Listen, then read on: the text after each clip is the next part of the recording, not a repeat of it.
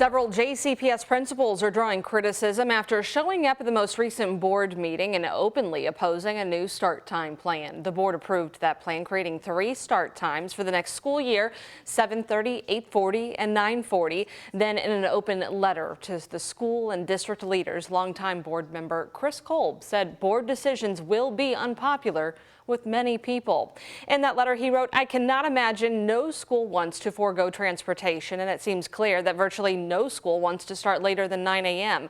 Thus, decisions the board must make will necessarily be unpopular with many people. There is no way around this, and pretending like there is some other magical path the board could choose, as many of you have done, is simply absurd, destructive, and not in good faith."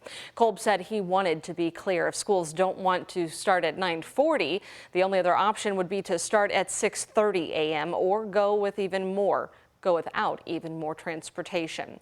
His response is also getting some pushback. Pastor Tim Finley Jr. on social media today saying this open letter penned by Chris Kolb has to be one of the most condescending, arrogant, rude pieces of word salad I've read in a while, adding it reads like an articulate temper tantrum.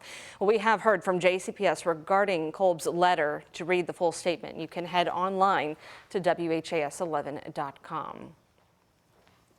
The director of Metro Housing sharing some insight into the future of Dossar Manor. Elizabeth Strojan gave 2 options to the council: demolish or renovate the complex. The senior living complex has been plagued by poor living conditions and security issues, which have been highlighted over the past few months. Strojan stressed the best option is to start over. It's not just the apartments, it's the building systems, it's the common spaces, it's the fact that there's 2 elevators serving a building with 232 people, and if one of the elevators goes out, that's an emergency. So it is, again, not ideal to substantially rehabilitate. Our best option, we believe, is to demolish the existing buildings. Now, the Metro Housing Authority is already talking to residents about relocation and how that would work. Strojan's push to demolish the apartment complex is just a suggestion. Louisville Metro and the Federal Housing and Urban Development Agency would all have to agree. It's a lot of people. It's a lot of 1-bedroom units and efficiency units, and that is something that we have a shortage of in the city of Louisville.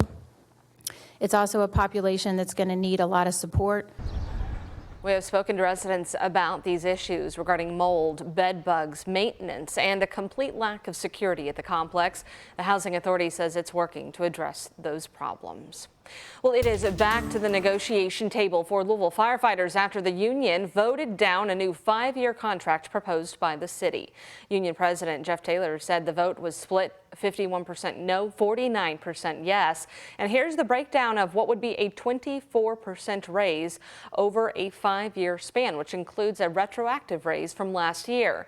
Their current starting salaries just over $55,000. Take a look at your screen there. Taylor said the majority of firefighters did not like the 5-year term. They've been working for almost a year on an expired contract with the city. A new city ordinance aiming to protect minors from human trafficking is headed to the full Metro Council. If passed, Louisville businesses with semi-nude dancing would have to require their dancers be both licensed and confirmed of legal age. In certain scenarios where someone is being investigated, they can't provide ID, they won't provide information. The option to have a misdemeanor charge that we can act upon is very relevant, because sometimes we need to get that victim out and get them interviewed and get them help. Louisville's alcohol beverage control would be allowed to cite businesses which break the rule. 2 southern Indiana neighborhoods repairing after tornado damage, miles from each other and about a month apart.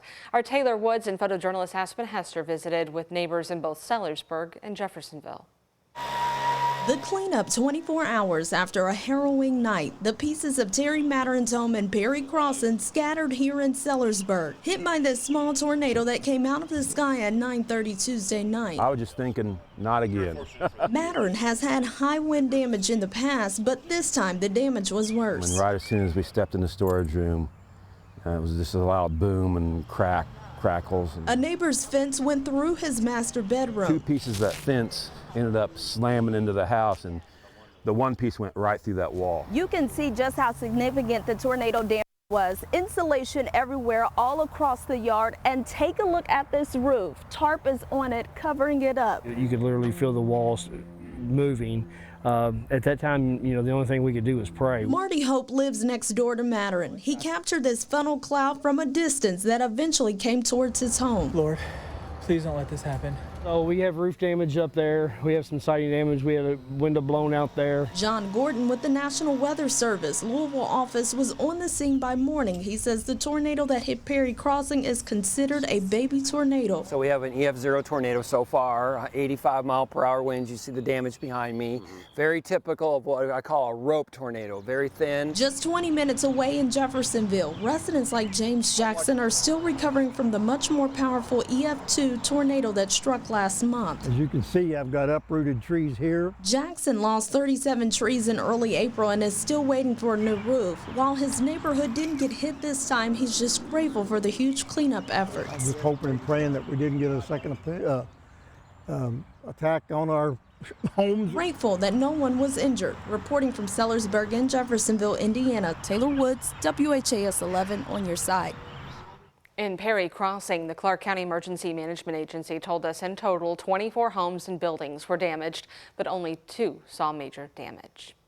Our Focus team has learned the 2nd Street Bridge has more car crashes in the last year than Louisville's 3 interstate bridges, which have significantly more traffic. That bridge had 86 accidents between March of 2023 and March of this year. That's 1 every 4 days. The bridge was built back in 1929 and has lanes that are about 10.5 feet wide. On the other hand, interstates have 12-foot lanes. The Kentucky Transportation Cabinet said it would evaluate the future of the semi-trucks on the bridge after that crash back in March that left a semi dangling over the edge. We're not really seeing the issues and the crashes as being a truck problem. So if you look at the March 1st crash with the tractor trailer, it really wasn't even a truck-related crash, so to speak. It was an afterthought where that was an avoidance maneuver. It wasn't what caused the crash. Our Focus reporter Travis Bree spoke with engineering experts about the future of this bridge and the significant change being considered. That's all coming up tonight, only here on WHAS 11 News at 6.